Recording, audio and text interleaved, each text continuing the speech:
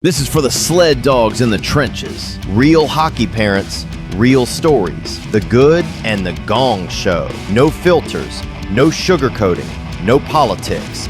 Just straight hockey talk and the best guests around the barn. Welcome to the Crazy Hockey Dads podcast. All right, boys, grind them corners, chirp responsibly, and bring that savage fire.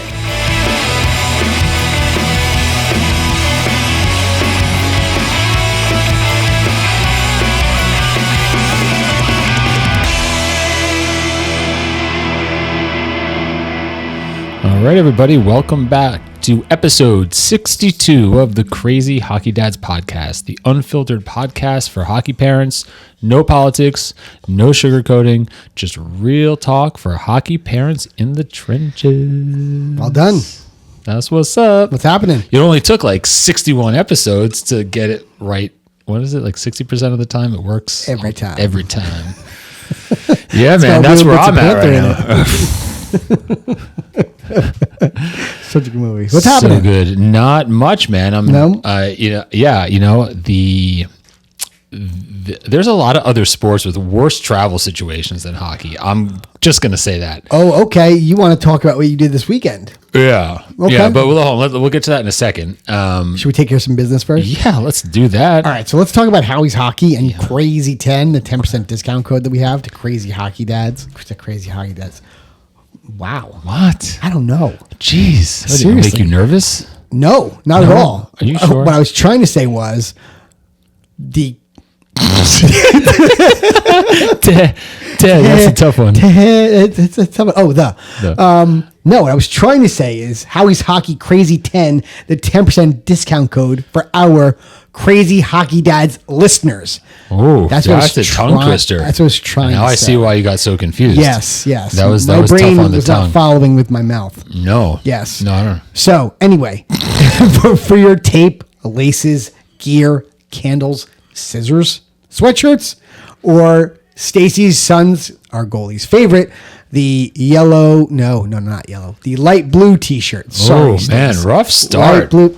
My mind's like, it was a long day. Fair. I know the feeling. My mind does not want to work right now. That's okay. It doesn't need to. No, I got your back, buddy. Listen, I appreciate that. Yeah, I got you. So if you need any gear, tape, laces, scissors, candles, gear, what else? I don't know. Why'd you say them all again? Sweatshirts. Go to Howie's Hockey. Use the code Crazy10 for 10% off your Howie's Hockey gear. Wow. Jesus Christ. Sheesh. I'm telling you.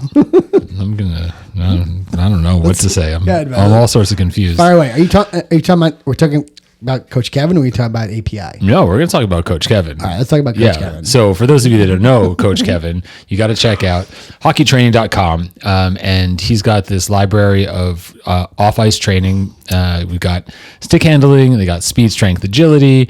He offers virtual stick handling classes. So it's a great opportunity for anyone looking to get some reps in the off season, but not go to a gym or to the rink. You can do it at the comfort of your own home, backyard, wherever you can do some stick handling and body weight, strength, agility. I like it. Yeah, I know. In any event, he's got a great app, great platform. Yeah, check him out. Great for the off season. Yeah, hockeytraining.com. Hockeytraining HQ is his Instagram. That's it. Coach Kevin, let's go. And then we have Titan Battle Gear. Titan Battle Gear. So Scott and I trust Titan Battle Gear for both our kids, and we think you should too. They have the most stylish looking base layers and the most protective base layers on the market today. So use the code CrazyDads10 for 10% off your Titan Battle Gear. Scott and I use it for our kids. You should too. That's it. Titan Battle Gear. Check them out. Next up, API, Athletic Performance Insight. All of you coaches, managers that are looking for video analytics for your team next season, take a look at athleticperformanceinsight.com. You can check out the app, what it can do for you. You can reach out to Eric using the contact form. He'll break down a video for you, give you a tour of the software, and really a tremendous tool to help your team see, plays, review the good, the bad, the ugly from the past weekend. You can look at team stats, goalies, individual stats, all the things that you might want to go over with your team. Really great. Check it out. Athletic Performance Insight. for a 10% discount, which I believe is $100 value. It's Yep. money, you know? Mention Crazy Hockey Dads. So apparently Eric did a demo for our coaches. Your coaches. He did. Yeah. Yeah, apparently it went very Well, I guess he did do it. Well, last year he did it. Yeah, but he just did one the other day for our coaches. Yeah, that's awesome. Yeah. So they're going to go with it? I'm pretty sure. Oh, that's great. I think that's the plan. Yeah. You know, so they're going to give the kids access. It should be good. I'm looking forward to it. Yeah. And I remember when we first onboarded it, not last season, but when I used it in years past, Yeah. I was trying to do it all myself. Not easy, huh? Well, I mean, the point is not that it's, look, You were like, tagging your own game. Yeah, tagging your own game. Oh, that's impressive. But the reason why I'm even bringing that up is because it got me really familiar with the platform and how much it can do. And so it's just like you'd mentioned that you're giving the players access, you can communicate with your players. Yeah. And you know what else is great for any kid that might be getting video review done by like, you know, another skills coach or someone else that's outside of the team. Right. You know, you can also use the, you know, that video footage and those breakdowns to help guide those video review sessions. God, I'm listening. Yeah, no, it's good. Anyway. Awesome. Sorry, I had to fix my. No worries. Got to fix it because the volume button was stuck. So it kept popping up in the corner. Oh. Yeah. Yes. Anyway, Gotcha. are you happy with how it looks? Oh, I love it. Fantastic. Yeah. Yeah. No, I'm looking forward to it. It should be good. We're having all sorts of difficulties tonight. Why? What else happened? Nothing. Just like I think- me not be able to speak, the camera. Like, Jeez. other than that, we're good. Wow. Other than that, we're styling. Listen, bad things happen in threes. So you're saying we're going to screw something else up for this? No, I just for said this something section bad's going to over? happen to you Why not you? because you're the one with the that's been having all the issues so far. So Listen, doesn't mean that one's not going to happen to you before my third's going to happen. I mean that's fair, Right. But you're kind of like moving away from the point of the comment. But sure, yeah, no doubt. Good point. Yeah. Anyway, yeah, man. So that takes care of our business. So yeah, so we're using the API next year. Should be fun. I'm pretty sure Dominic won't look at it once. Why? I just don't think he has the bandwidth for that stuff. Yeah, but doesn't he do video review? He does, but different type of video review. Oh yeah. Yeah. What type of video review? Like he's on like a Zoom call with a coach where they do like a screen share, and then like they just watch his games on like on Blackberry TV or Live Barn, whatever it is. But like you wouldn't. But you wouldn't next year if you were using API like screen share API and then kind of Sure, like can yeah. drill down on. Yeah, he'll use it in that respect. That's what I'm saying. With Alec, he'll Yeah, use it I wasn't with mentioning- Marsh, yeah. but will he use it by himself? Probably not. Yeah, but I bet you some other kids will. 'Cause some other kids will dive Are starting into to it. get. Yeah, I'm sure there are some that are. They will dive Yeah, into it. totally. They'll get into it. Yeah, they'll geek out on it. My kid won't touch it. Pretty sure. Yeah. Maybe I'm wrong, but I'm pretty sure he won't touch it. Without me telling him, hey, bud, why don't you go take a look at this? Yeah. You know, your API is getting a little lonely in the corner. Jason Tapp, shout out. Let's go. Exactly right. Go Dartmouth. Yes, go Darwin's right. Go Big Green. Anyway, yeah. You digress. We do digress. So we had the parody coming up this weekend. We had our first practice last night. And how'd that look? It looked good. Yeah. Actually, yeah. A bunch of new kids. Look good. There was in terms of like the coaches' demeanors, the way they was there a difference between what you've seen last year, or was like kind of true to form? With the coaches? Yeah. No, zero. Zero change. They're the same dudes. Consistent. They're the same dudes. Nothing changed at all. Yeah. You know, they were the normal. Same. Yeah. Great. Yeah. Just a bunch of different kids. A bunch of different parents. Did you get like kind of a lot of lot's not the right word because I know it's not a lot, but between D and forwards, did Right. you have turnover on both sides? Oh yeah. Yeah. Yeah. What was one hit more than the other? More forwards than D. More forwards. Okay. Yeah. You have some like new top liners, or you got like more like depth players? I don't know. We'll see. I honestly don't know. Yeah. You know, maybe some new like top line D pairing. You That's know? exciting. But maybe some top line forwards too. We'll find out. Right. You know, I think we're going to be pretty nasty though. That's awesome. Yeah, like the product on the ice was sharp. So you watched? I did. I normally don't, but I always watch like the first practice just to see what the new kids look like. Yeah, I would do the same thing. Yeah, but 100%. I don't need to go in there anymore. It'll taper off quickly once you 100%. got it. Yep. Yeah. I hear you. But yeah, because I don't want to be in there for practice at all. Zero. But it looked good. No complaints. Met some new parents. They seem lovely. Coach has a code of conduct for parents and for kids, which didn't exist last year. I mean, it did, but it did. I think. Pretty sure it did. Maybe it's just going to be more enforced this year. I don't know. We'll see. Okay. I mean, not that there were issues. There weren't issues last year, so it's not like it wasn't enforced last year. But it'll be interesting. Okay. Was there like no? Wasn't it? How do you know what I'm going to say? You're just saying no to. I have an idea. What's your idea? I'm not going. What's there. your idea? No. Why? You interrupted me. No. The least you could do is share your ideas. I did interrupt you. Apparently, I do that a lot. Says who? Our schmucky listeners. Not all. Some schmucky listeners. I don't know. They might be onto something. Oh no, they're on to me. Wasn't that not Ace Ventura? It was Jim Carrey, and I think it was Liar Liar. He's like, "Oh no, they're on to me." It reminded me of like, no, this is me in a nutshell. Hey, I'm in a nutshell. How do I get it? Anyway, how do I get out of this really big nutshell? Yes. So anyway, yes. What was your idea? You're about to say. No, I was just assuming you were going to say something about us having like problems with some parents, which I don't think we're going to. No. Oh. No, that's not what I was going to say. I shouldn't have interrupted you then. No, you shouldn't have. Clearly not. Yeah. Anyway, no, I was going to say, was there anything from, oh my Lord. Sorry. That was well played. I will. You like that? Go ahead. I mean, it would have been funnier if you were interrupting somebody else, but I still found it funny. Sorry, go ahead. Continue. No, are you sure? I am. Okay. Dead air is not good. That's true. Was there anything on the code of conduct list that like caught you by surprise that was like, oh, that's weird? Or is it pretty much like stuff you would have expected to be part of it? No, it was pretty standard, I think. Yeah, they had code of conduct for kids. They're getting more, the coaches are getting more serious about. What's the deal with the, oh, sorry, now I cut you off. Seriously, what the fuck? Oh, Jesus, you're so fucking rude. Why don't you guys call in and bust his balls? You guys call in, you always ready to bust my balls. Why don't you bust his balls for once? What are you saying?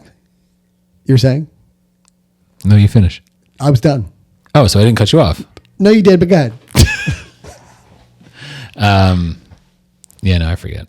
Oh, no, that's what I was going to ask. There was nothing new on the code of conduct. Got it. Social media. What's the deal with social media and kids?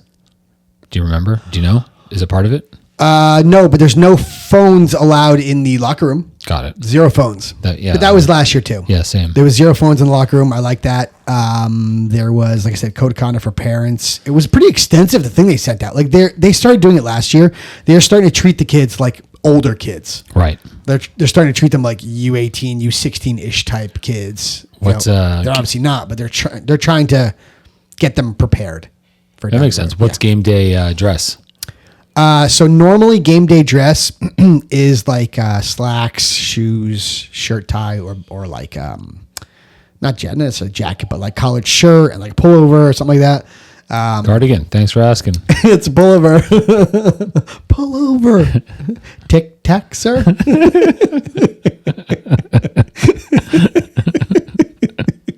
The funny part about that scene is when Harry. Which one with the cop? What that scene? Yeah. When he's kind of observing this, he's like, no, okay.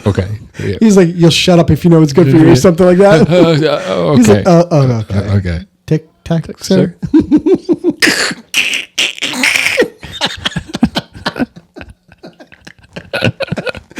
Oh my God! Yes. So it it should be interesting. And again, nothing new. I think that the coaches are dialed in. I think the kids seem to be dialed in. I think that the parents seem cool. Shouldn't have an issue at all, code of conduct wise, for anything. It's there, but I can't imagine we're gonna have issues. You know what I mean? We haven't had issues in years, so I can't imagine we're going to now. You know, so again, listen, good parents. Like our old parents are great. Yeah, like similar to like what Topher Scott says, like, surround yourself with like good parents, or like hopefully you surround yourself with good parents. Yeah. So we're I must say, I give Tyler credit because they have, since we came 3 years ago, that's been something that he's really like, he's really like staunch on. You know, like he does not want a problem. No, I don't think anyone would. No. He has not taken kids on this team that could have been problems. Yeah, Okay. Yeah. So I give him a ton of credit. He's been big on that for years. Good. Like, he didn't just say it. Yeah, he's actually Makes done it. his life more difficult. It does. You're right. You're 100%. But there's a lot of people that do take, you know, kids that are tough and parents that are tough just because, you know, the kid can play. Without a right? doubt. And there's ways to deal with those situations also. Yeah, You know, of if you're course. willing to take that kind of thing on. Yeah, you gotta take on the challenge. You know the risk, you know, and you're up for it. High risk, high reward could Have be. at it. It's true. You know? If you could kind of, if you can get a kid in line to fall in line or listen to you or trust you or whatever. Yeah. But I can't imagine we're going to have any issues. Yeah, good. Yeah. So it should be fun. So we have practice, what is it? We have practice Thursday, and then we have 3 games on Sunday, not far away, down in like the Princeton area. So that should be cool. Nice. You know, so looking for, I'm curious to see what this looks like on the ice. Nice, dude. Yeah. It should be fun. You know? Sweet. Yeah, looking forward to it. You guys have no hockey? No, we have some spring practices that have been scheduled Okay. in May. Got it. So nothing just yet. Okay. Otto really has not been on the ice much. Like he went to. Oh yeah, you wanted to talk about your travel. Oh, I mean, I can. Yeah. Anyway, in a second, but he was. I don't know. Since the season ended, it's been really minimal. I mean, he missed, like, he signed up for a clinic, a local clinic that, like, meets, I don't know how many sessions there are. Let's call Right. it, I don't know, 6 or 8 sessions. He missed 2 Okay. because he was away. Is that that's at American Dream. Yeah. Lovely rink, by the way. Yeah. Well, yeah. not yeah. lovely? No, I skated on it. Lovely rink. I didn't play hockey on it, but Yeah. Otto had his birthday there. Did he? Yeah. Copy of like the Mall of America rink. It's, I think, the same architects I that think did it. it's the same owner. Could be that too. I thought so. Maybe I'm wrong about No, that. I could could be. have swore it was the same owner. Yeah. Could You know? Yeah. No, nice, really nice. be. Yeah. Doesn't get used enough, in my opinion. I don't keep tabs on it, but I don't either, but I'm pretty sure it doesn't get used a lot. probably less than other places. I think so. Yeah. Which is shocking because ice is hard to come by around here. Yeah. You know, Probably some logistics involved there. we don't talk logistics. No, Pat Shea, what's up? Shout out. Anyhow, no, so he hasn't skated much. He got back on the ice, and it was like, yeah, Was he like Bambi?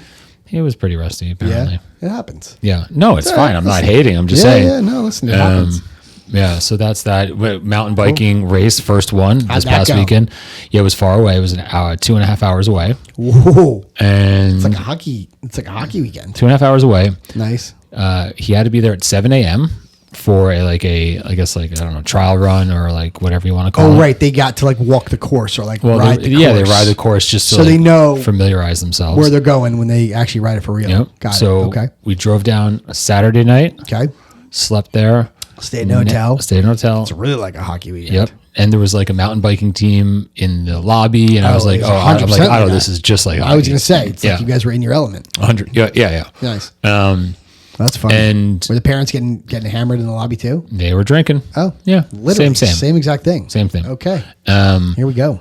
yeah. So then we got there at 7 a.m. the next morning. Right. Did his thing, which was like a 40-minute tour through the Okay. woods. Got So it. once he went into the woods, I was like, all right, now I'm hanging out by myself. So you were just Went to the car throw up like a lawn chair or something like that? and I waited for Otto to get out. Okay. And then he staged for his event at like 9:30, 9:45-ish. Okay. His race started at 10:03, Okay. and then he was in the woods again. So you saw him very little. Yeah, and the point is like there's like once the kids ride off into the woods, there's nothing to watch. It's not like, you know, even at like my daughter's swim meet, look, I'm not like, At least there's something to watch. listen, the truth is I'd be doing the same thing. I'd be on my phone or my computer, but the bottom line is that like There's literally nothing there's to watch. literally nothing to watch. Gotta wait till it comes out of the woods. Yeah. Got it. So that was like, okay. People don't like stagger along the route at all. They just wait at the finish line. If they did, I didn't see a way to kind of venture into the woods, Oh, and they so need they weren't volunteers. then. So you could be like a course marshal, Okay. and you could be In like case something gets stationed hurt in the or woods, something like that, or goes down, or like, or just help direct people or whatever. But I was Right. like, no. As soon as you're done, we're leaving. So I didn't want to get like committed to being down there any longer than I needed to be. Understood. But they try to make it like an event-ish. Like we got there was music playing. All the different teams had their own tents. People had barbecues going. There was some merch. It was tailgating for a BMX, not BMX, for a mountain biking race. But like it's a place because the kids go in like waves, right? So like you're outdoors. You need a place to kind of like for the team to hang out. So all these teams have like pop-up tents. Got it. Okay. Some merch. I didn't really see anyone selling food. They had like an obstacle course is the wrong word, like a skills course for them with like jumps and like all different whatever. Cool. So it was a little bit of a thing. All right. Nice. But yeah, I mean, whatever. What time did you get home? We left Saturday at like 5, and then I got home Sunday at like 3:30. Oh, long. Yeah. And not much to watch. No. Oh, and there was no reception to boot. So it's not like... Oh, you were in the middle of nowhere. Oh, yeah. Oh. Yeah. I was like, damn. It's funny. Starlink or something. I think you text me, yo, and then like you were the radio silence after that. Because nothing... I was getting calls if Orly called me, but my outbound calls and my outbound texts... we need to buy Starlink. Oh, my God. I froze again. Oh, my God. You did freeze again. That's a less optimal... Well, that's not a... No, it's interesting. You mean the look on your the look on my face? The look on you for freezing? Wow, you froze again. Why'd you freeze again? I don't know. What's the deal? We have to fix that. That's 2 in a row. It's embarrassing. That means we have to wrap this up. All right. So we got to kick it over to our next interview. USA Hockey's Heather Mannix. That's right. Thank you very much. Big name on the player development front. Oh my God. Yes. Yep. She's the manager of education and player development, and she's on the front lines of making sure our kids and coaches get it right, dude. She was so much fun, by the way. Yeah. Like she was a great interview. Yeah. Like she was a lot of fun. Big fan.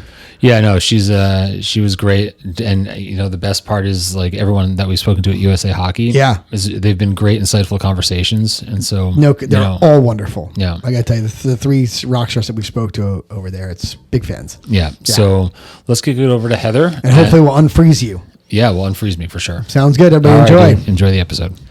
All right, everybody, welcome back to our next interview with Heather Mannix. Heather is the manager of education and player development for USA Hockey. She spent 3 years as an ADM manager of female hockey.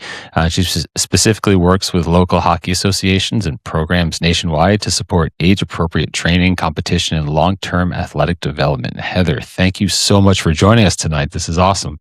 Yeah, thank you for having me. Yeah. So right out of the gate, if you could just kind of like set the table for our audience, just to kind of clue us into, your role at USA Hockey and maybe just dive a little bit deeper into like the things that you're doing day to day and kind of where your primary focuses are. Yeah. Yeah. So my role, I've been with USA Hockey for a little over 6 years now. My role has kind of evolved over those 6 years. And it's pretty cool what I get to do on a day-to-day basis now. So like you said, I was hired in originally as an ADM manager for female hockey. It was myself and Kristen Sagert that basically split up the entire US, working solely with girls hockey, women's hockey. And then our job descriptions kind of shifted a little bit. We all became player development managers, and that's basically what we were doing anyways. And then when I first started, it was in 2019. Things changed pretty quickly right out of the gate. Yeah, sure. Yeah, so our job descriptions, everybody kind of changed a little bit, and we all had to adapt. And I got really into coaching education, which my background kind of supports that space really well. And so got really into coaching education and kind of hit the ground running with that. We kind of flipped our coaching education program on its head a little bit over the last 5 years. And so I've just kind of, with a great team, been continuing to build that out on a day-to-day basis. So I actually now, as a manager of education, I oversee all of our coaching education, the curriculum. And now my boss, Bob Mancini, took... We know him well. Yeah, good guy, right? Yes, he is. One of our favorites. Actually. No, so his vision was wanting to get the officiating education and coaching education to be much more aligned. he created the manager of education role to kind of oversee both of our coaching education and officiating education. So that's where the majority of my time lies, is kind of managing the curriculum and building that out. We're making some major changes on officiating education now as well, but I still get to to do the player development stuff. I continue to fight Bob for it. I think that having my skates on the ice in local communities is important for me to be able to continue to do the best work at the coaching education and officiating education standpoint. Knowing what's happening locally, I think is super important to make sure that our education is still is applicable and it's necessary to meet the needs of the people on the ground. So that's kind of my day to day, is really working in coaching and officiating education, and then traveling all over the place wherever I'm needed in a player development role, because that's always fun to get out on the ice with the kids. So yeah, that's cool. Kind of sums it up. That's very cool. And talk about I know you played when you were younger. Talk about from when you were a kid and how you got into the game. Your parents play it? Like, how'd you start? Yeah. So my parents didn't play. Both my parents grew up in Southwest Detroit, and didn't necessarily have the means to play ice hockey, but my dad played a lot of street hockey, just loved the game, and got my brother into it. I think shortly after we learned how to walk, I think we had skates on our feet. And I was a rink rat growing up, just following my brother around and wanting to do everything that he did. And so, just being around the game my earliest memories are being in a rink. So that's where I kind of got started. And my dad was actually my coach, until I was probably 15 years old. Wow. And, yeah. And still to this day, didn't play high level hockey, but one of the best coaches that I've ever had. Hands down. Yeah. And so kind of went through the ranks of youth hockey in the Metro Detroit area. So played with Michigan Capitals when they still had a program, played with the Ice Dogs, and then ended with Little Caesars, and continued on into college, played at Western Michigan University. And yeah, so from a hockey standpoint, I was in the rink. My earliest memories, I took a little bit of a break after college and came back and started playing again as an adult.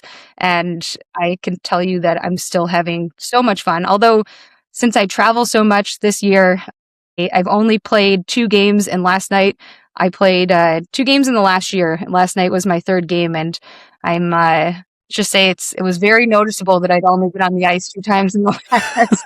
I'm just happy to be here with you guys tonight. It was a little touch and go last night. Goodness, I'm glad you made it. Yeah. So, I obviously, having played so much hockey, and you said like a self-proclaimed rink rat. Like, what was the family dynamic like? I mean, I'm sure it was, the things were different then than they are now. But like, just in terms of like, your parents, did you have like quote unquote crazy hockey parents where there's like super competitive? Like, what was that like, from the car ride home to like, having supportive like parents? Like, was there anything, for better or for worse that like really sticks out to you about your family dynamic? Yeah, I think that we are a competitive family. That is hands down. I think anybody who knows us will agree with that.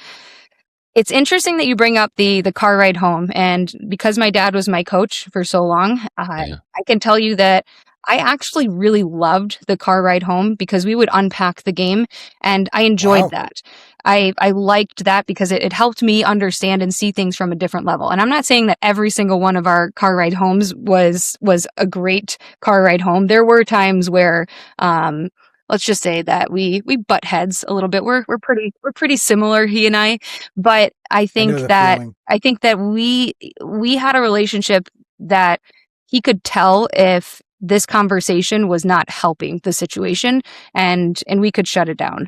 So that was, I think really important, was his awareness of, all right, I can push here, I can challenge here, or I need to back off.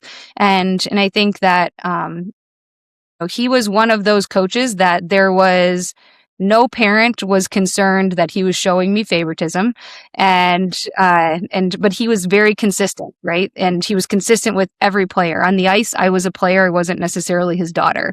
So that's what I think was really important, was there was no favoritism, and he was incredibly consistent with these are the expectations. If you make these choices, these are the consequences, good or bad. And whether you're my daughter or whether you're, somebody else, that another one of the players on the team, you're going to receive the same treatment. And I thought that was actually pretty important. And so I think I wouldn't necessarily say that I'm thinking back now, and I wouldn't classify either of my parents as crazy hockey parents. I think they were pretty realistic with expectations, and they just wanted to make sure that they pushed us and challenged us as much as they could to kind of help us to grow and get out of our comfort zone. But I think that they both kind of knew when to dial it back. My mom was always the one, no matter what, she would be there to, if she saw my dad going a little too hard, all right, that's enough, Fred, My wife does the exact same thing. Yep. So I know exactly what you mean. Yeah. Yes. So, I mean, my dad was pretty self-aware, but there were times where, that awareness maybe wasn't so great. And that's when mom kicked in, and, Yes. she just came in with the, Mama bear. Yeah. Yes, of course. Yeah. Emotions run high with dads for whatever reason. Yeah, You for know? sure. So that's interesting, because you actually liked the car, talking about it in the car ride. Most kids don't. Yeah. And I think that's important, right? Is figuring out, what, I mean, every kid is a little bit different. And that car ride home, it just helped me see the game a little bit differently and kind of digest it. But I mean, I was very different than my brother in the sense that, I was very competitive, but if we lost a game, like if he lost a game, he would be just pissed off for the rest of the day. Don't talk to him. Don't, and for me, we lost the game, and I'm like, all right, let's figure out like what went wrong. Okay. What Smart. are we doing now? What's More happening? analytical. smart. Yeah. Very smart.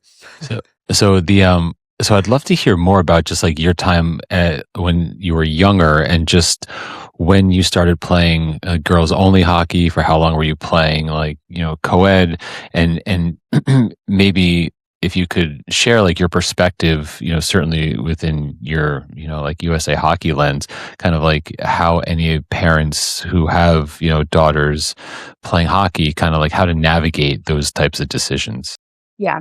Yeah. It's a great question. So, when I grew up in Michigan, I played co-ed until I was 11. And one of the reasons was I think I was probably 65 pounds, soaking wet. And I, was sitting next to a kid named Lance Lakowitz, who was like a $1.30. And, my mom's like, you're going to die if you play Pee Wee next year and you have to check against kids that size. That's right. There was checking in Pee Wee back then. I forgot about that. Oh, yeah. Yeah. And so, and my coach that I originally started with, his name was Dave Boyk, and he was an incredible guy. My D partner, it was me and Melissa. We were the only girls on the team. We were called the Bruise Sisters, and we were, she was my D partner, and her dad actually started a girls team right around that time. And so at that time in Michigan, we only had 15U and 19U. So those were the only two age categories. So I was 11 years old playing with 15-year-olds, which you look back at it now and you're like, well, I mean, you had to grow up pretty quick. Don't recommend that nowadays. No, USA Hockey wouldn't like that today. Yeah, no. And but so that's when I switched over. I was 11 years old. I started playing 15U hockey, and then I played girls hockey for the rest of my time playing. We get asked that question a lot, though, is, all right, so does my daughter have a better chance if she plays youth hockey, co-ed hockey?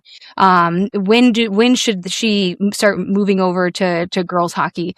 And I think the answer that I truly believe in is, with USA Hockey, we would love to have a situation where there is enough girls playing and there's enough opportunities that girls can choose whether they want to play youth co-ed or all girls, because it's going to be different from girl to girl. I had no problem playing on a team of mostly I was the only girl in some instances, and I had no issue with that.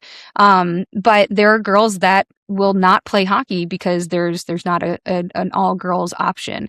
And so ideally the best case scenario is that we have situations where the girls can choose, because the reality is I think that girls and women's hockey has grown so much over the last 10, 15 years and 20 years that the development is catching up. You look at our women's national team, and there are players on there that played girls hockey their entire career, where 10 years ago that wasn't the case, where just 10 years ago you had to play boys hockey or co-ed hockey to get to a certain level.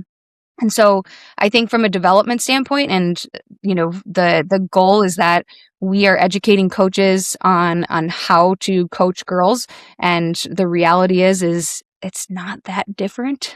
There are some things to absolutely be aware of, but at the end of the day, if I walk into a rink and I see a 10U girls team playing on one side and a 10U boys team playing on the other side competitively, like genetically speaking or physiologically speaking, there should be absolutely no difference in the quality of play. From a developmental standpoint, if there's any difference, the girls should be a little bit better, bigger, faster, stronger, because they develop a little bit mature sooner. Yep. Absolutely. Yeah. And so if that's not happening, take out, the variables of the girls maybe, haven't been skating as long as the boys or something like that. If everything is equal from a development standpoint, the girls hockey should look exactly the same, especially before puberty. And we're starting to see that more and more around the country. So curious, I know that the USA Hockey numbers, the registration numbers are up, across the US. I'm assuming the girls numbers are up as well, right? It's not just all boys. It's across the board. Am I right? Yeah, no, in fact, girls is one of our fastest growing subpopulations within our membership. And we consistently are around 6% growth each year.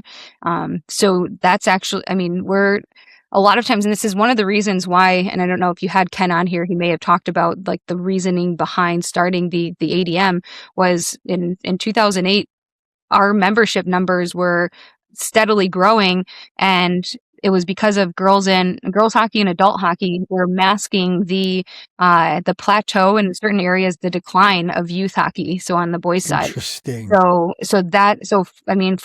pretty consistently over the past decade, the girls hockey growth, actually since '98, really, the '98 Olympics is what just skyrocketed our girls numbers, and we've been growing consistently ever since. That's great.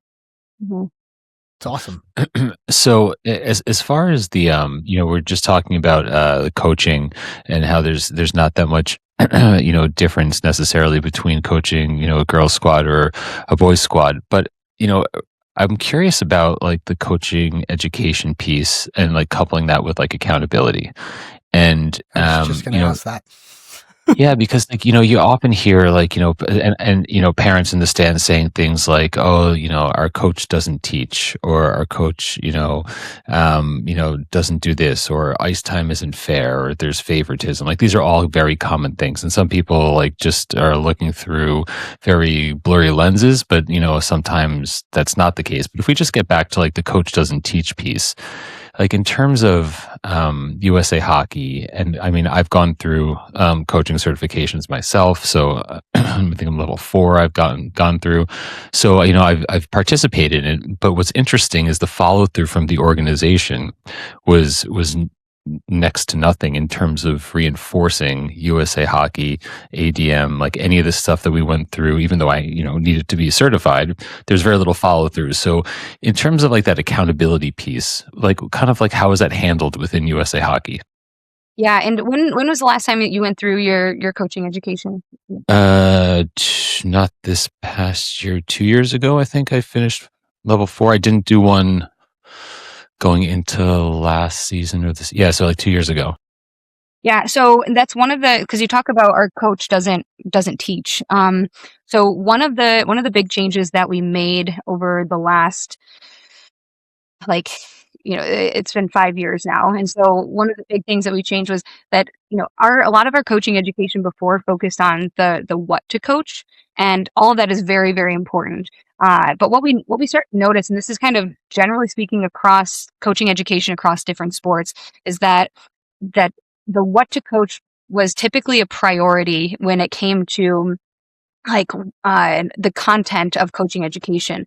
And what was missing is that how to coach piece. And right now, I think the goal of our coaching education program is there's so much what to coach on the internet now. Like there's so many resources at everybody's fingertips that just wasn't there, 20 years ago. Unless you went to a coaching education course and you got the booklets, and, that was kind of like the extent of what to coach at that time. And so we think about, like, there's so much out there. The goal of our coaching education program right now is to introduce coaches to the how to coach, right? So those how to coach skills of explanation, of demonstrating, of how do you observe what's happening? Are you just pushing pucks and making sure that the drill is flowing? Or are you actually taking a step back and observing the behaviors that you're seeing? And is this what I want to see? Or is this something that, do I need to tweak the drill or change things up a little bit to actually get the behaviors that I want? And all of that comes down to, being able to take those observations, you're analyzing and making decisions in real time. And then how are you generating feedback or providing feedback? So all of those skills are things that coaches need to hone in order to be good teachers. I mean, a lot of that stuff comes from the classroom. And so that's kind of a big change in terms of the content of our coaching education, to make sure that coaches at least have an understanding, or they are exposed to information of this how to coach piece. And then also getting them to start to think a little bit more critically about, all right, so you get this drill off of the internet. Is it a good drill? Is it age appropriate? Is it actually, doing what you want it to do with your players? And are you seeing the behavior change that you actually are looking for? So those are kind of the two big pillars that are a little bit different than I think that is what's been done in the past. But when it comes to the accountability point, this is something that we work so closely with, like, countries like Sweden, Finland, and it's wonderful what they are able to do. They have player development managers or regional managers just like we do. They have about the same number as we do, but they have about the same number of players that, like, the state of Minnesota does. I was just going to say, the state of New Jersey. Absolutely. Yeah. So, it's a totally different ball game. Yeah. Exactly. It would be the equivalent of us taking all of our player development managers, putting them in Minnesota, and that's, like, from an accountability standpoint. And you cover everybody. Yep. Right. Exactly. Yeah. And so our player development role is really to get out there and to help with that accountability, right? It's to try and get out there and support coaches in the field, on the ice. Our player development role used to kind of be, we would go into associations, we would run a practice, show them this is what a really good practice looks like. And, either the hockey director would take the night off, or the coaches would just sit back and be like, all right, we don't have to do anything this practice. And then we'd leave, and there's not much change that's happening there. And so what we do now is we try to go into associations and we do a little bit more kind of continuing education in the field. We get on the ice with the coaches. The coaches are running the practice. We do debriefs with them afterwards of, all right, what was your goal with this? What did you notice? How did you tweak these things? What went well? What could go better next time? And so that's kind of the role of the player development manager over the last since they've been in place. So that's the accountability piece. That's what, from the national office, that's where it's coming from. However, it's a big country, right? And we have, Yes, it like is. 8 or 9 player development managers. Actually, I think it's like 7 or 8 now. To cover the entire U.S. To cover the entire U.S. That's a lot, yeah. And so there's that, but then we also have a hockey director's course as well. And one of the things that we're trying to do is, because oftentimes if a coach comes into our clinics, if they get jazzed up about the new information, like, oh wow, I want to try this, and then they go back into an association and they're not necessarily supported because the hockey director or the association as a whole is like, this is how we've always done it, we're going to keep doing it this way. Absolutely. So that's where, like, we're trying to find these lever points, where like, where can we start to tip that tipping point? Who are the people that can help with that accountability in the field, and how do we help support them? So, not perfect. There's definitely limitations, but those are some of the things we're doing from the national office. It's funny. Bob Mancini, when we had him on the first or the second time, I don't remember, but he was telling us that certain pockets in the U.S., depending on where they are, don't necessarily follow USA Hockey's advice, right? Northeast, there's the old school hockey playing areas, right? And he said that the ones that are more receptive are the newer hockey hotbeds, California, Florida, Arizona, right?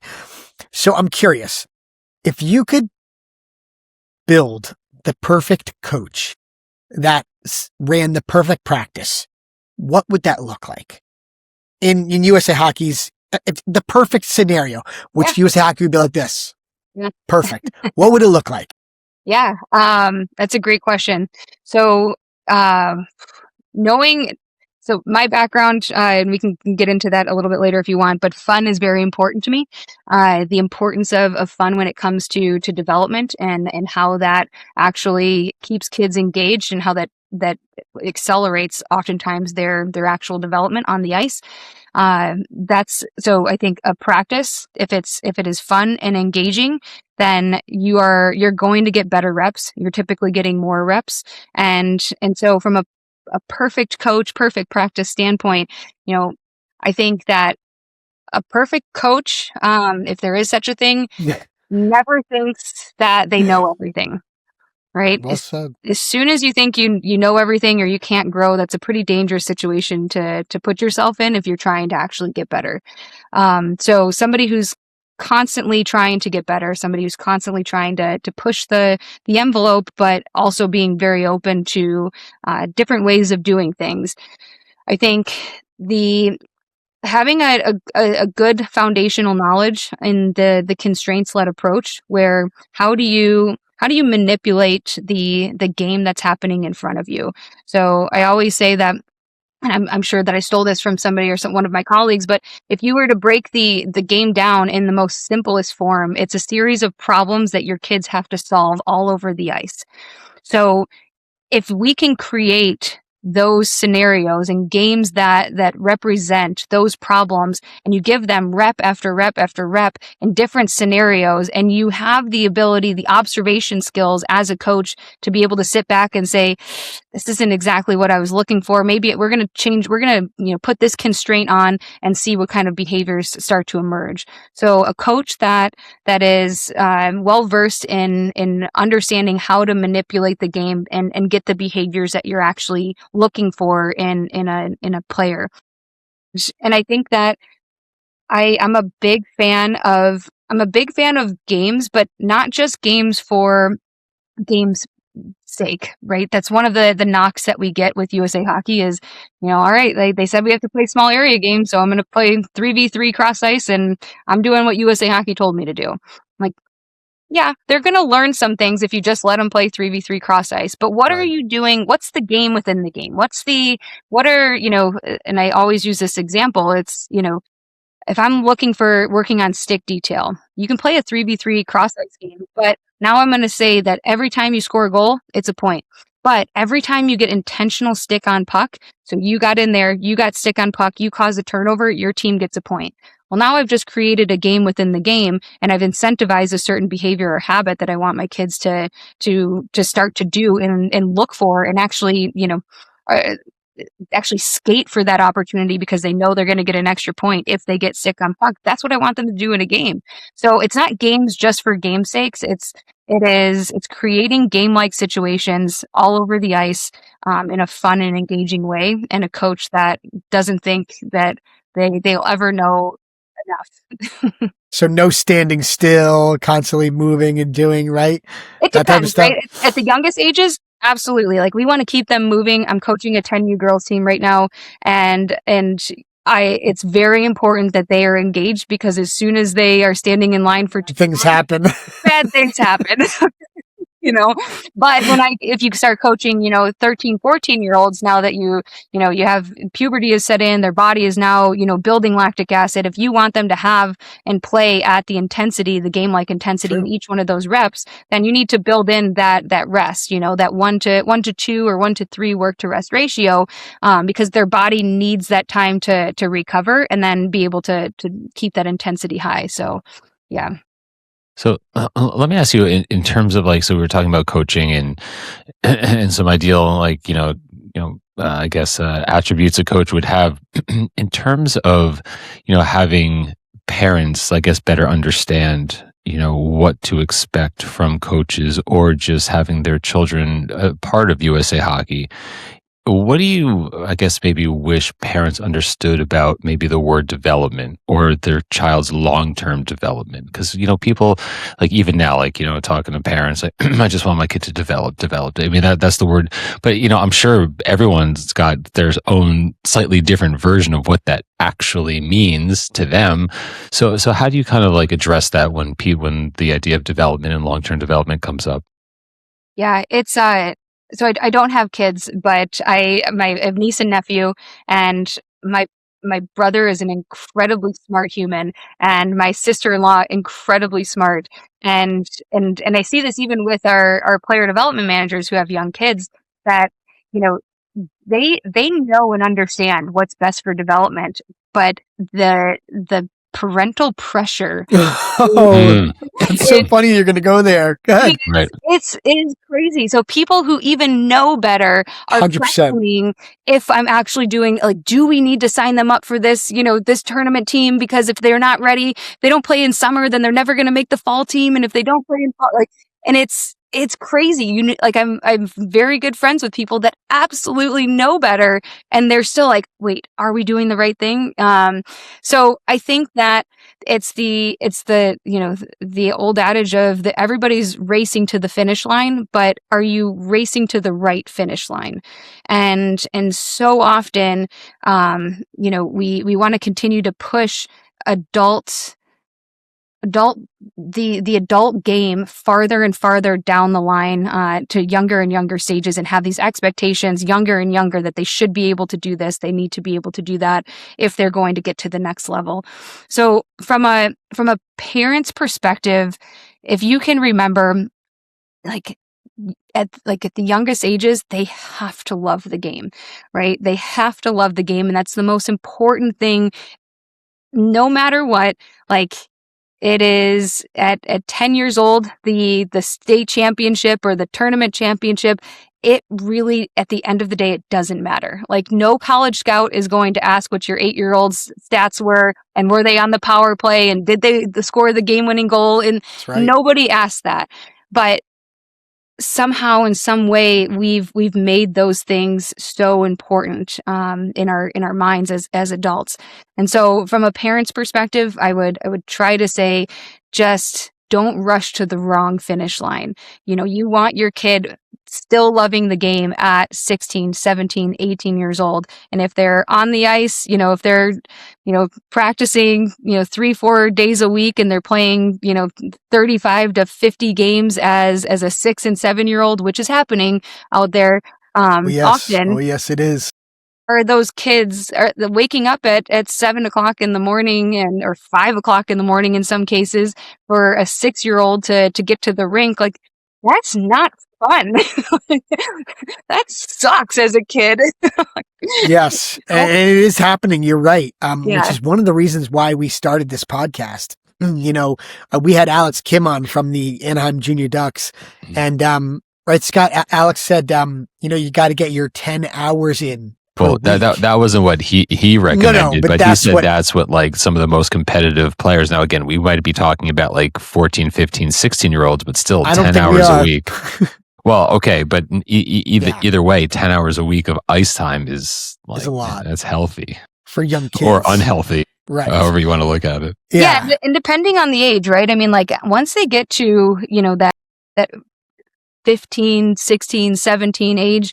I mean, and they've made that choice, right? They're old enough to say, this is what I want to do. This is what I want to use my time for. then yeah, that's having those opportunities. I mean, that's one of the things with the Scandic countries is, they have the opportunities to be on the ice 3-4 times a week. But they've done it in such a way that they're not burnt out by the time that they get there. And so those touches they're able to take a little bit more time with their development at that age.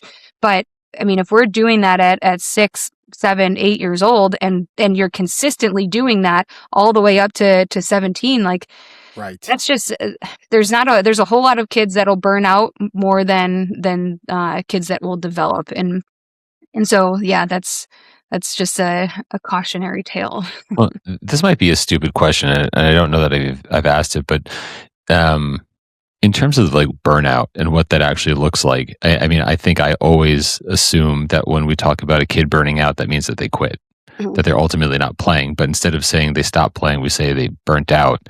Like, is burnout the way that you talk about it with, amongst your peers within USA Hockey? Is that always mean these are kids that have stopped playing, or perhaps there's another like way to think about what burnout is? Yeah, I mean, it doesn't necessarily mean that they stop playing, right? I mean, there are kids that can absolutely be experiencing burnout, but are still playing.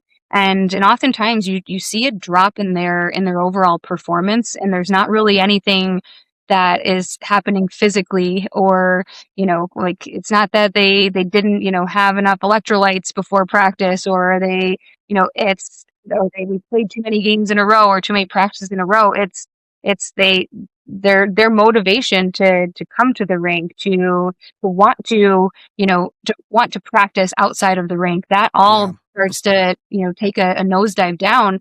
And that doesn't, I mean, if they stay in that for too long, the likelihood is that they're not going to continue to play. But there's a lot of kids that are experiencing burnout that are still in the game.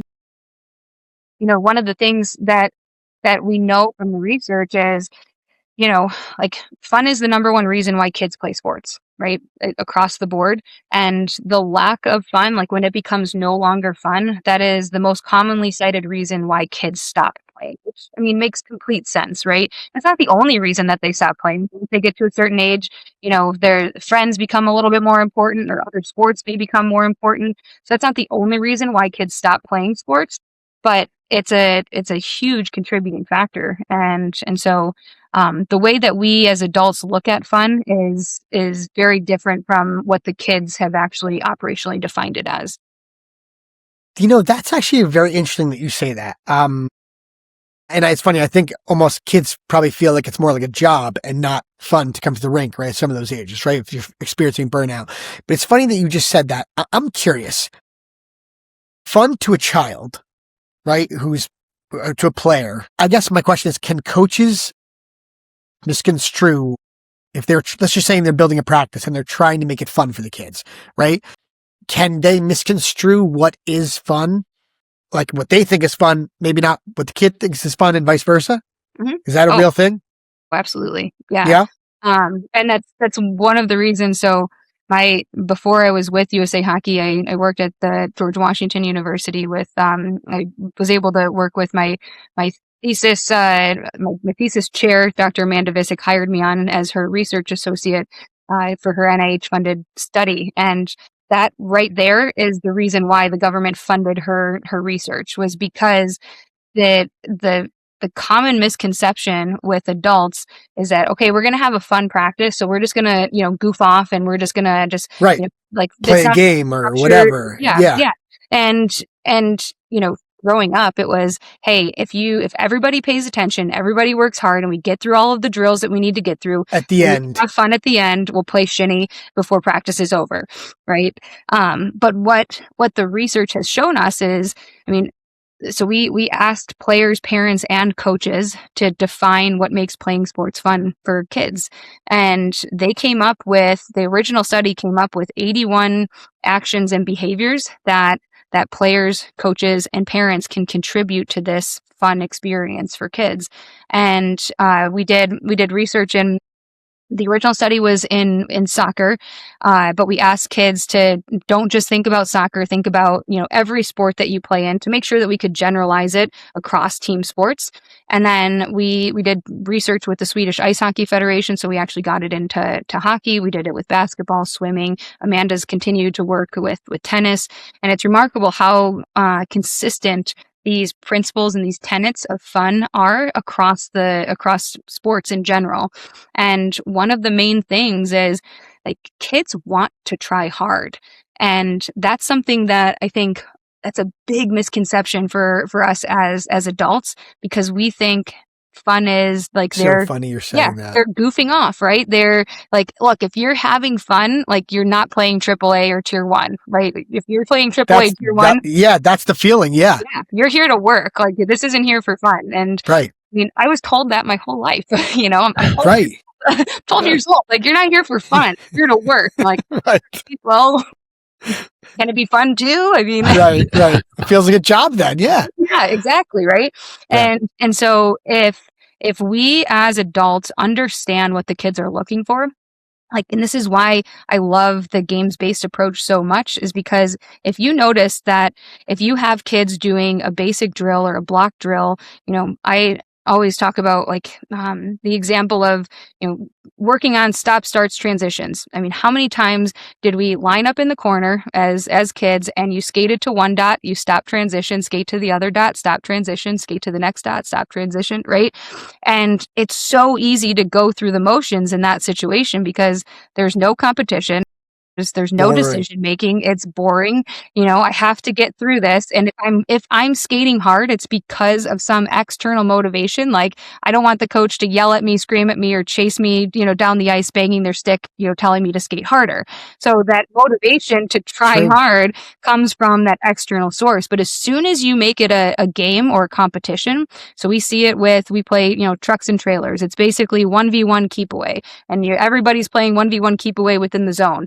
And you see how many stops, starts, transitions happen with the puck, but those things are happening based on a read off of a live opponent, which that skill will transfer to a game so much more effective than It's not a getting cone. from dot to dot. Yeah, exactly. And so, but you notice the intensity, as soon as you make it a competition, like, their effort goes through the roof. They want to try hard.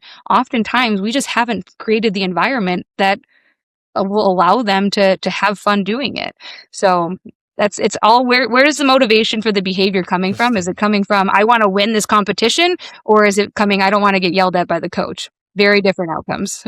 Well, when you say the being yelled at by the coach, or where that external motivation's coming from, just from, like, the mental health side of things, especially, from children, certainly, that are playing Tier 1 in a lot of instances where, like, the stakes are, feel really high, and even sometimes when they're not, and, like, you have coaches that are super demanding, and you got parents that are super demanding. Like, just in terms of, like, how USA Hockey's thinking about, like, mental health, and how coaches may positively or negatively influence that in their athletes, and likewise for parents. Is there any conversations that you've been having around that topic that you think maybe aren't touched upon enough? Yeah. And I think that in our sports all around, this is something that is a huge priority, has to be a priority. That's one of the reasons why our manager of player safety, Kevin Margarucci, actually created an intern position that is solely around building resources for parents and coaches around how do you support mental health and mental performance. Two very different things, but they both are important for overall health, but also from a performance standpoint that obviously impacts mental health as well. So those are some of the things that we're doing from the national office, is creating these resources, and our goal is to make this a permanent internship, so that we have graduate students and college students this is their field that they're going into, and getting experience with the national office, but also helping us build those resources out for coaches and parents. And the other thing from a coaching education standpoint, it's interesting, like, as soon as I was taught these how to coach skills, that explain, demonstrate, observe, analyze, make decisions, and generate and provide feedback. That generating and providing feedback can be so impactful from a coaching standpoint. So you think about how we were coached as kids, and it was, I'm the coach. You do what I said because I said so. And, there really wasn't a ton of like questioning back in the day. But now what we know is if we can coach through questioning, it becomes so much more impactful, not just from a player development standpoint, but also from a coach athlete relationship standpoint. So it becomes a partnership versus a dictatorship. And being able to ask questions to get players to reflect. We talk all the time about the brain that does the thinking is the brain that does the learning. And so many times we, as coaches, we tell our players what to do, when to do it, where to do it, how to do it. And then when they come back to the bench, they tell them if they did it. And then we're like super pissed off that they don't know how to make decisions or think, but if you just start asking questions, and so you can coach through questioning, and now you're engaging the player in that experience. They have to actually think about, what did I see on that last play? I made that pass, right up the middle. And, it's not that it necessarily was the wrong play, but maybe I just didn't execute it rightly. So hey, what did you see? What other options were out there? Just coaching through questioning can be so impactful. And from a relationship standpoint, it feels less threatening oftentimes for the player when it's done right. And we don't have to, look, there has to be discipline, there has to be structure. There has to be respect, but we don't have to yell at them all the time in order to get the outcome that we're looking for. So I am so curious to hear your response to this next question. So this was like a hot button topic that Scott and I were talking about on our last episode.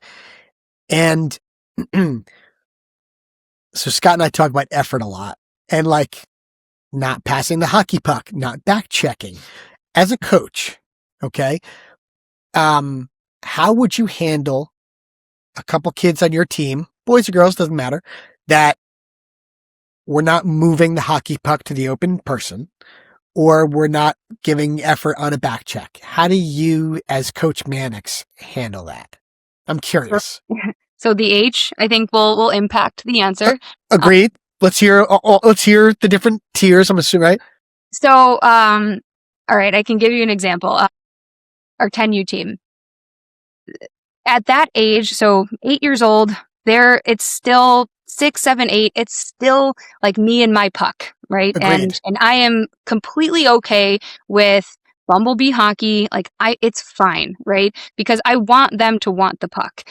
You'll start to see though, the older 8-year-olds and sometimes into the 9, you'll start to see the ones that figure out if I just, I don't have to be in the scrum. If I'm right over here, I can get, if that puck comes out, I'm gone. I'm wide open. Yeah. And so you start to see kids, as their brain develops, they start to figure that out.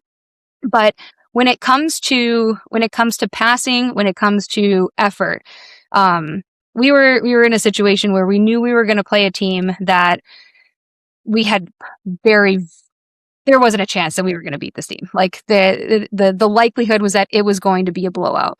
And we knew that if the girls were focused on the score on the board, that was absolutely going to impact their effort. And so what we did was we decided to play a game within the game, and we started doing a point system. And so on the bench, I had the whiteboard and a marker, and I said, okay, for every time that we get stick on puck and create a turnover, we get a point as a team. Every time you make a pass, a tape-to-tape pass, you get a point. And every time we get a shot on net, we get 5 points, because I knew there really wasn't going to be a whole lot of shots. So I wanted to bump that one up. And what I saw, and I told them, okay, so as a team, if we can get to, at that time it was 20 points. We've bumped it up to 30 points because these girls are just, their effort is through the roof now. But we said, as a team, if you can get 20 points, we're going to give you a gummy bear. between periods, right? Well, that's awesome. You had them on the bench. You're doling them out on the bench. Yeah. Awesome. And Awesome. so after every shift, they would come back. How many points did I get? How many points did I get? They were so into it. So into it. And what I was noticing was that the players that would have given up if they saw we're losing, 7-0, why should I even try? They were skating their little butts off. They were diving to get stick on puck. Well, that's so good. It was insane. Like the level of compete that they had in that game was through the roof for the entire game. They had no idea at the end of the game that we lost. I think it was 17-0. But they had no clue. Idea. No clue, right? They ran off the bench. They're all sugared up from their 3 gummy bears. Right. And they dogpiled the goalie and, no way. That's awesome. Cup, right? But their effort through the entire game was consistently high, and they didn't give up because of the score. So it's about how do you incentivize that behavior as they start to get older. I think that you can put constraints. You can play those games within practice to get kids to start to see that there's shared opportunities for action, right? So in the research, we call those affordances, but really what it is just recognizing that there is an opportunity for a play, and all of the kids or most of the kids on the ice can recognize that. And so in practice, if we create environments where we put constraints so that they start to see those opportunities, so getting a kid to pass, so many times we put in play, like you have to pass 5 times before you can score a goal. Well, what typically happens is you get 2 kids that go 1, 2, 3, 4, 5, and I go 3. But if you say, the amount of the goals count for the amount of passes your team made before you scored. If you pass 7 times and then you go and score, your team just got 7 points. So you can start to incentivize that behavior in practice, but then as they get older, like you can start to have a conversation with them, right? This is about being a good teammate. What does being a good teammate mean? Does it mean, leaving your friends out to dry because you don't feel like back checking? So there's that combination of starting to incentivize that behavior, but also, having and setting those expectations at the beginning of the year of what does a good teammate look like? Let your kids define that at the beginning of the year.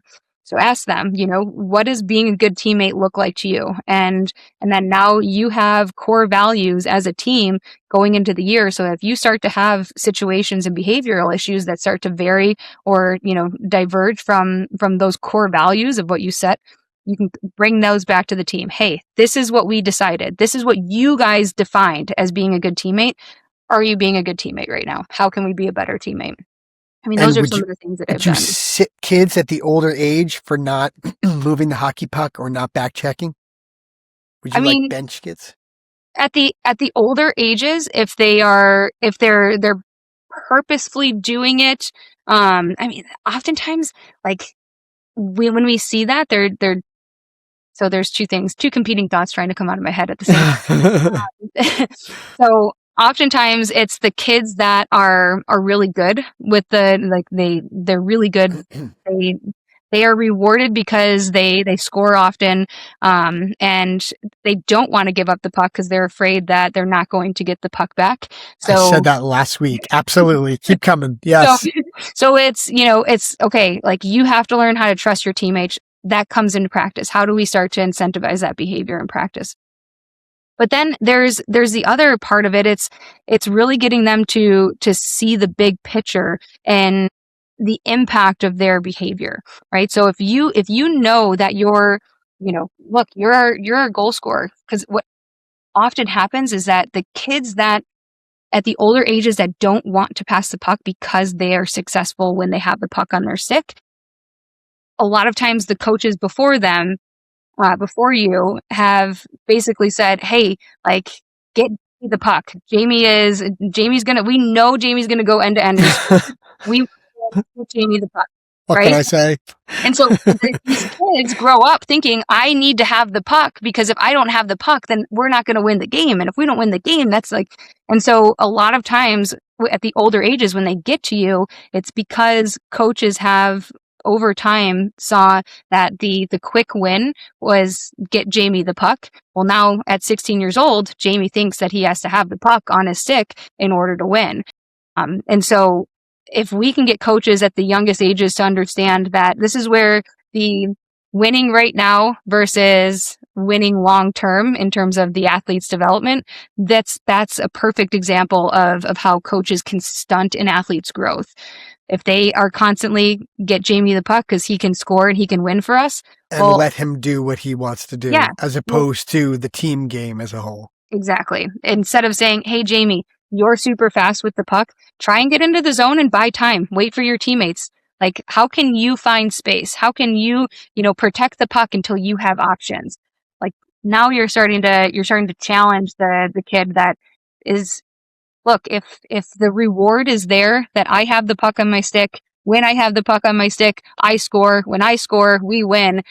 Like, all of those things are rewarded behavior. And so as coaches, that's where, recognizing like the short-term win can jeopardize long-term development with kids. Yeah, it makes a lot of sense.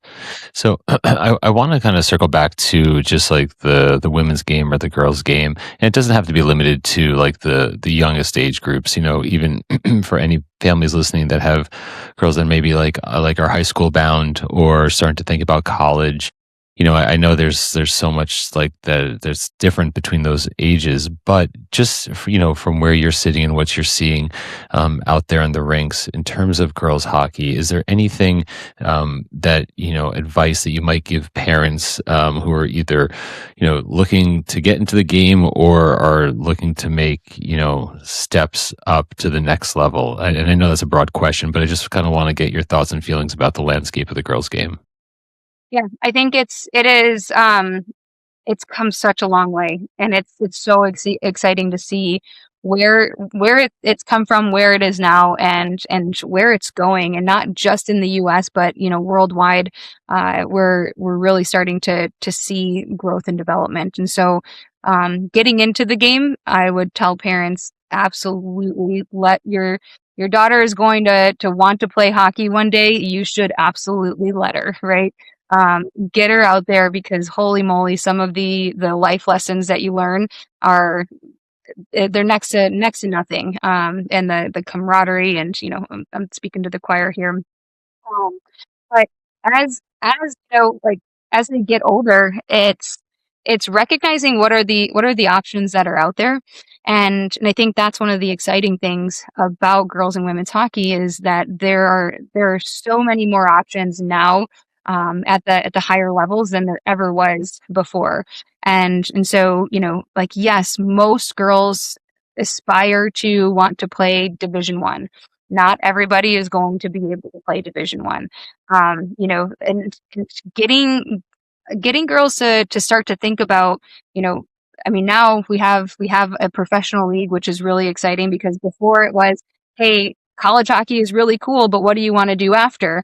I think that's still a very important question, especially at the Division III and the ACHA level. And that's an area that is absolutely blowing up from a growth perspective. And there are so many really, really good options of places to play that are still very, very competitive. ACHA is more competitive now than it's ever been, and there are some teams that are ACHA teams that can beat Division III teams. So that's a choice that a player needs to make: is where do I want to go to school? What's a good fit for me? And what's the commitment level that I want? Like, NCAA sports that's a huge commitment. Division One, it's like a job. It's a second job, and Yeah. and you have to, also like be good at school if you want to keep playing hockey. And so I would tell them that from a standpoint of if you want to play college, or if you want to play hockey after high school, that academics is one of the most important things that you can focus on in high school, because I mean, that's something that I've always been told is, you know, if your academics aren't to a certain level, then you've already taken away a bunch of options that could have potentially been on the table for you. So first and foremost, it's, focus on your academics, and that keeps the doors open in terms of what colleges that you can go to. Um, but I think that there's so many more options out there now than there ever have been, and so I mean, shoot, I'm still playing. And this is where we talk about hockey for life, right? It's if you can create the love at the youngest ages, that can get them through the tough times that they are going to experience, and the hope and the goal is that, as long as their bodies hold up, that they keep playing for as long as possible. So I think that that's, from a longevity standpoint of, where the women's game is, it's in such a good place now. And we're really lucky with USA Hockey that we have very good relationships with our college coaches. They are the development pathway outside of USA Hockey that we need in order to excel at the international level, like we're seeing, at the U18s and not the U18s from a college perspective, but, the collegiate series and the women's national team. The college hockey pipeline is a critical component to development to the highest levels. And we're very thankful that we have very good relationships with the college coaches out there. Yeah, no, it's an exciting time for women's hockey. My son was the other day. I forget which game it was that he watched, but he He's said, watching Finland, I think. was it Finland? And he goes, Yeah. Dad, I was watching the women's hockey, and he's like, ew, just ew. It's so cool. It's so fun to watch. Yeah. It is. It's like USA Hockey, filthy. men's They're and filthy. women's. It's so great to watch right now. Yeah. Fingers crossed it keeps getting better, right? I know. Yeah. Yeah.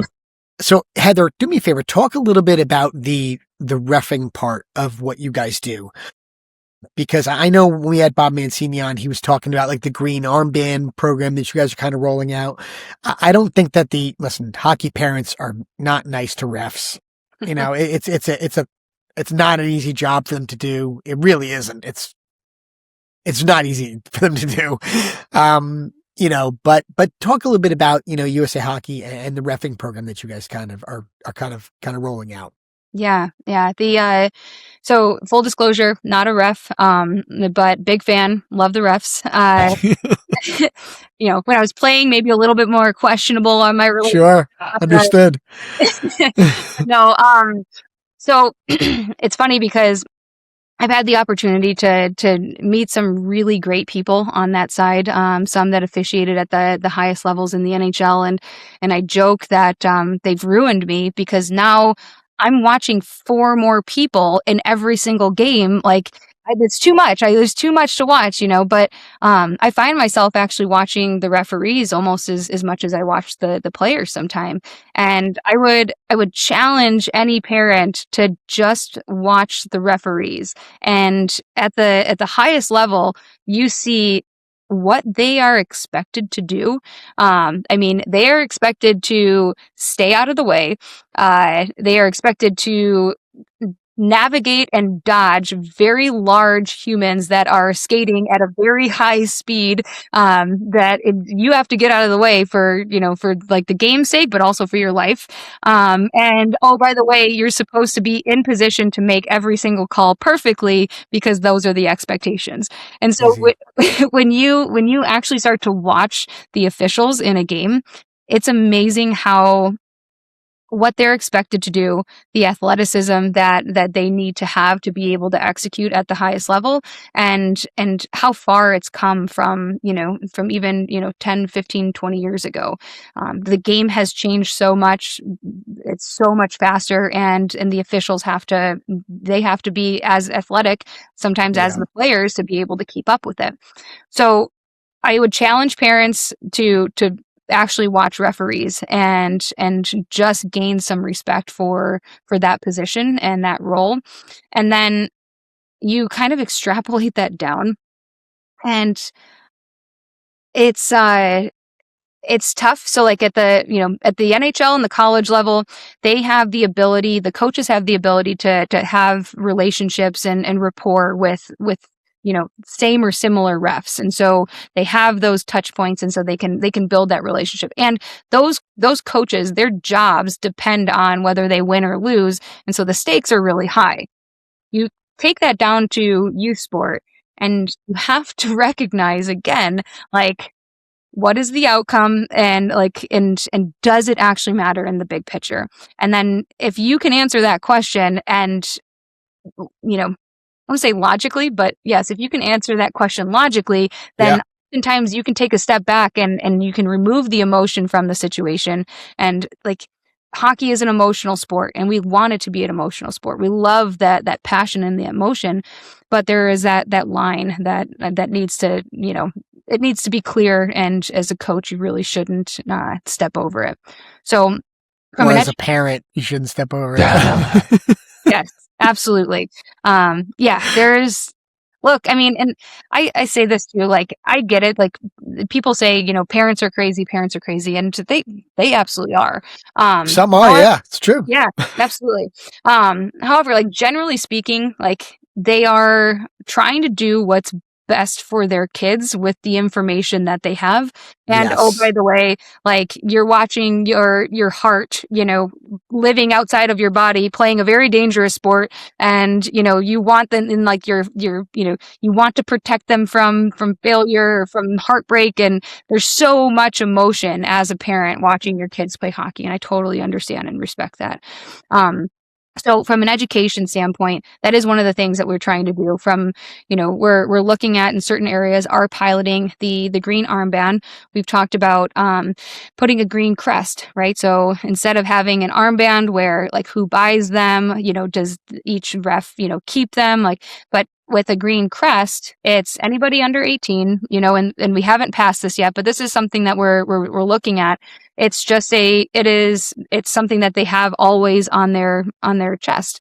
And so a coach should know at that point that this is a child, right? So maybe as a grown adult, I should not verbally abuse a child. Like, I wouldn't do this on the street, theoretically, most of the time. Most people wouldn't do that on the street, so it shouldn't be acceptable. You'd hope so. Yeah, just because you're in a rink. We're living in wild times, so yeah, I don't know. Yes, we are. So one of the things that we're doing on the education side is we're looking at trying to break down, what does an official need to know in their first year. And I think what we have done in the past is we have tried to, and we did this with coaching education too, and we're continuously trying to protect the level one, because everybody, it's just like player development. Everybody's like, no, they have to know this in their first year. They have to know this in their first year. Well, then the next thing you know, they're drinking through a fire hose in their level one officiating clinic, and how much do they actually retain from that? And so we're trying to figure out what do they need to know to survive their first couple of games, because we know that we can give them education in the classroom, but the real learning happens once you step out on the ice.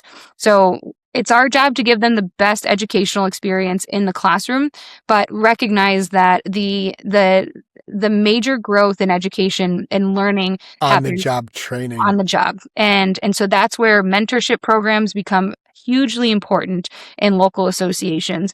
And so there's things that we can support at the local level, and that's what we're looking into. But from an education standpoint, we're looking at what are the basics, the things that a level one official needs to know before they get out on the ice. Okay, so now the second year, they got 1 year under their belt. They're coming back for level two. What do we build on, from level one? And so it's similar to the coaching education in the sense that the stuff in level two is going to build off of what happened in level one, and the stuff in level three is going to build off of what happened. So we can try to scaffold it a little bit more realistic in terms of what are they going to actually walk away and remember.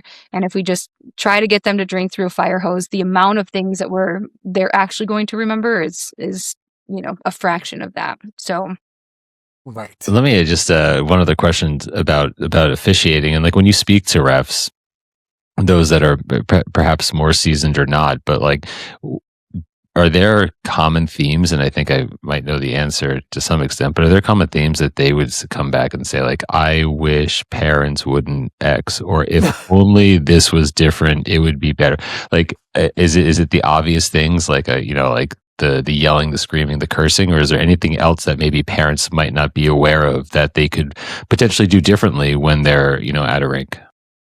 Yeah, I honestly, I've never seen a parent turn over a call or convince a ref to change their mind. So when it comes to parents communicating with refs, the the only time that typically happens is if they're yelling or screaming through the glass. Hopefully, that's the only time that communication is happening. But we have seen situations where parents have actually followed refs into locker rooms or into parking lots and things like that. So advice would be don't Yeah, that's it. That's knock it off. Well said. yeah. Don't. Like yeah, like there really shouldn't be a time. I don't see any situation outside of like a parent asking an official, like, hey, how do I become an official? Because you are so bad out there that I feel like I could do a better job. That never happens. But I mean, that's the only time that I think it would be appropriate for a parent to communicate with an official is like, how do I get into this? And I would absolutely implore parents to try that, or at least just become educated on the rules. We say the same thing with coaches. There are so many times that coaches are yelling about something that they just don't know the rule. And if they knew the rule, then the likelihood is that they probably wouldn't be yelling in those situations. But it's a two-way street. I think from a communication standpoint, like there are some officials out there that are not necessarily very personable or nice for that matter. And the respect needs to be two ways. And so I don't think that coaches should be yelling at refs, but I also don't think that refs should be disrespectful to coaches. I mean, you think about this again, it's like, this is youth hockey. Like it's like most important thing on the planet. It is, and the kids are. It is for the kids. It is for the youth. Like, and so many of the problems come from the parents and the adults and the coaches and the refs just not being able to get out of their own way. Absolutely, yeah, absolutely.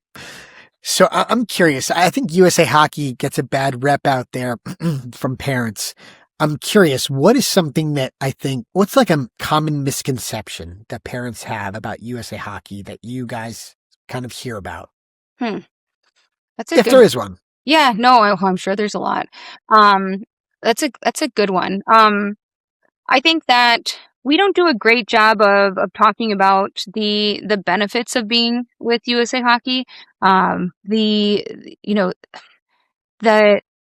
There's research out there that shows the impact of having trained coaches versus untrained coaches and the experience from a absolutely.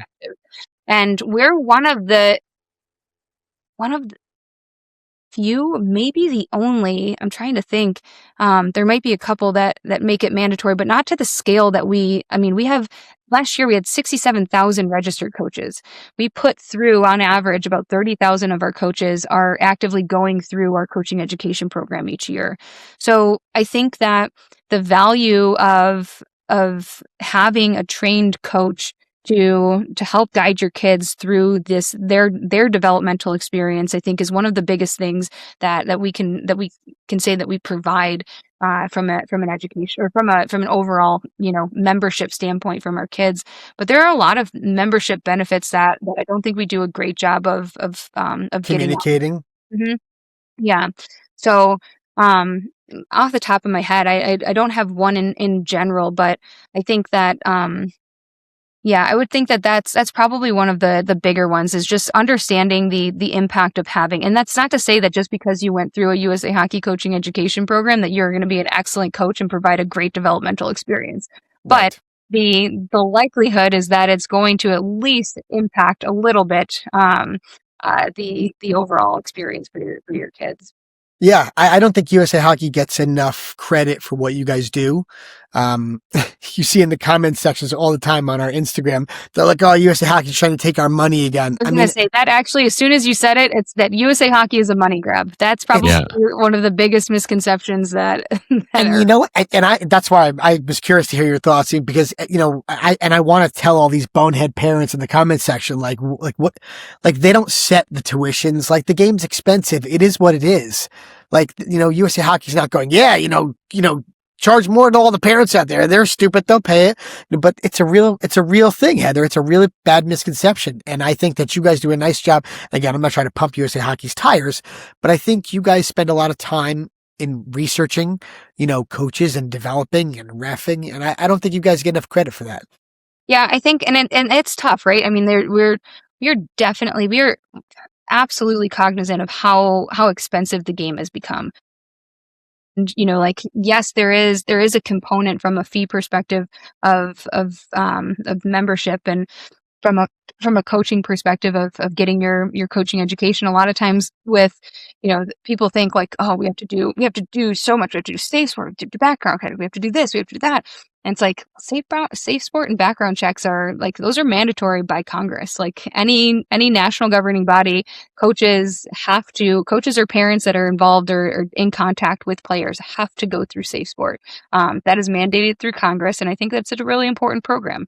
But I do think that, a lot of decisions and the things that impact the family unit in terms of monetary impact, a lot of that come from, teams and associations and things like that. And I think that the misconception is that this is all like somehow USA Hockey is getting this money.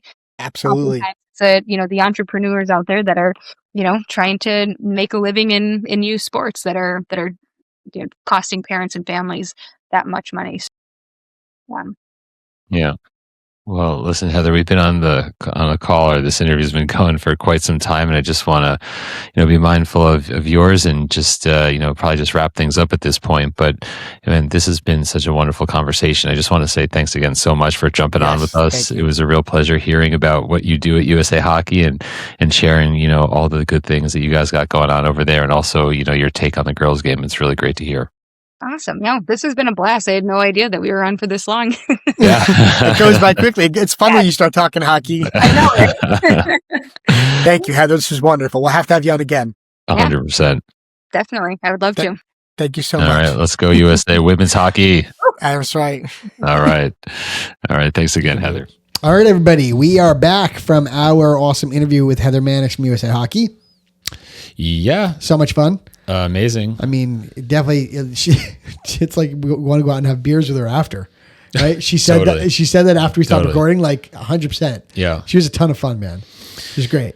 Yeah, no, and Super like she's reinforced a lot of things that we've heard, from others who have been there, done that. But it's always reassuring to hear it from people that are within USA Hockey. Yeah. And one of the things that she, and it's like, duh, but like, no college scout is asking what your 8-year-old stats were. I mean, like we hear that time and time again, and just at the youngest ages, they have to love the game. Like we were just talking about that as well. It's like the most important thing because, and she did say that there's still a lot of kids out there that are experiencing burnout, but they're still in the game. Yeah. And when it stops being fun, I was just going to say it's big into fun. Yeah. Which is huge. Yeah. And what did she say? Like when it stops being fun, that's when that's the reason kids quit sports and not just hockey, No, it's not just hockey. Yeah. It's that's why parents need to kind of maybe relax a little bit. Yep. Or a lot of bit. Just saying. Yeah, but we both know that even people who know better still question whether or not they're doing the right thing. This is true. And it's because we just talked about that. We just talked about it, and it's like, well, while you might be able to see a perspective, but then you look at your kid and you're like, does that really apply to my kid? Like, and it's easy to start saying, well, my kids may be different, or my kid's this, or my kid's that, and while some of these things might very well be true, I think that if you don't focus on the exceptions, right? Because there will always be some exceptions, and just like as a guiding light, look at some of these things and just, I don't know, maintain perspective. It's never always going to be like a one size fits all. Yeah, I mean, listen, he's, it was great. I mean, I said he's, because I'm thinking about something else. My mind, because I'm texting like 6 people while we're talking about this. I just want to say thank you very much for your attention and effort to this. What's what we're doing. Sorry, there's a lot going on and it's late. I just want to say thanks again for trying to do your best. We talk about this with our children all the time. That I'm having a rough night. That when you go out there, you just got to give it your all, and not to listen, do what you're doing. It is late, and we are doing this, and it is impressive that we are doing this at this late hour. I mean, we go above and beyond for our listeners. Wouldn't you say that's true? Well, listen, I think we go above and beyond. Yeah, ultimately it's for the listeners, but yes. I'm just saying it's yes. we do it because that's what we like to do. No, but I am really impressed with Heather. I like what she was saying about not like the perfect coach. I put her on the spot and I say, what's the perfect coach look like, or the perfect practice, right? But I really want coaches to hear this episode, by the way. Yeah, because I think that I love how USA Hockey does it. And again, I'm not trying to pump USA Hockey's tires, but I think that they're onto something with the small area games, the puck touches, the competing factor in all of the drills, the fact that they make them think. They're not just skating around cones to skate around cones. I like what USA Hockey's doing, and Heather was talking about it a bunch. I really like that. Like, I want coaches to hear this episode and take a lot from it and kind of tinker your practices to make them more like USA Hockey, because I think it'll develop better hockey players. I do. Yeah. I believe that they are onto something. Yeah. And it's the other part, like we were talking about the development of the coach, but also, what did she say? Oh, it's escaping me. Oh, something about making sure you're racing to the right finish line. Oh yeah. Yeah. And that, I thought that was also really well put. Yeah. Because if your answer is for my son to be in the NHL, listen, there's a time when that might be the finish line you're running to, but that's not when they're playing youth hockey. Yeah. I would actually really like to see her run a practice. I'd be really curious to see what that looks like. Oh, well, I'm sure it's probably pretty sick. Yeah. And that was cool. Where she was going over to Tokyo, I think. Japan. Yeah. Finished up. Yeah. We need help. Curious to hear how that went. Yes. We should have her on again. Heather was a lot of fun. Yeah. She was a lot of fun. It was a great interview. Yeah. I hope she comes on again with us. Yeah. But again, the fun aspect, I think, a lot of us parents, sometimes break our kids' chops, and sometimes we make it less fun. I think. Yeah, but right? Yeah. I think that's a really big part of the game. You need to make sure this is fun for your kids, because if it becomes a job, that's when your kid's not going to want to do it anymore. Yeah, and that also doesn't mean making it fun doesn't mean not having your kid go through adversity, and having fun doesn't mean all I don't know, puppy dogs and lollipops all the time, because it's. But I think just from getting the kid to, if they have to choose between, I want to go, run outside on the field, or, be inside on a rink, and maybe my coach isn't great and my dad keeps on pushing me there. Oh, maybe I'd love to be outside with my friends. Maybe that'd be better, Yeah, I mean, listen, I get that, and you need to let the kids be kids too, right? I mean, we say it all the time, you need to let the kids go be kids. Right. Yeah. They can't just be doing all hockey all the time, or all lacrosse all the time, or whatever the sport is, right? But when they are doing the sport, it needs to be fun. It needs to be fun.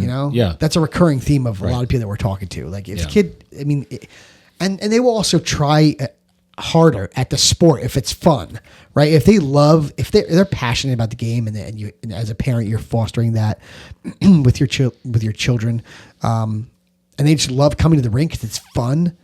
I mean, they try harder. It's just a different mindset when you enjoy what you're doing, and when you're having a blast, and when you're not pissed off, and when you're not worried about what your parents going to say, so she's a big proponent of fun, and I agree with that 100%. Who doesn't like fun?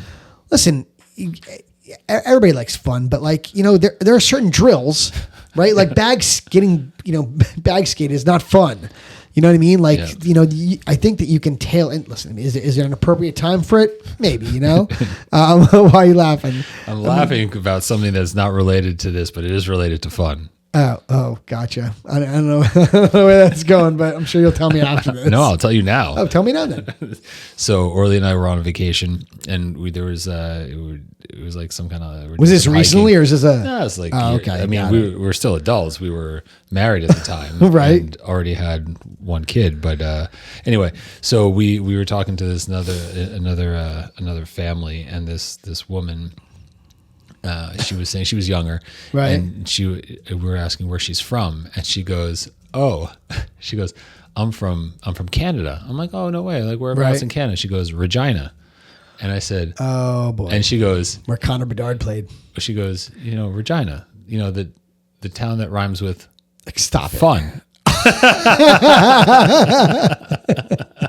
You know, I think you told me that story before. Yeah. I don't know why I forgot it. That's great. When she starts there, she's like, Regina, the town that rhymes with fun. That's great. That's fantastic, by the way. Yeah. That's what she said to you? Yeah. That's tremendous. Yeah, what a that's great good. line that is, dude. Yeah, that's good. No, but she was great. I would love to have her on again. She was really insightful. I got to tell you, all the USA Hockey, I'm sure I'm going to get roasted for saying this because listeners get mad at USA Hockey. But like all three people we've had on from USA Hockey are all fucking rock stars. Yeah. So much fun.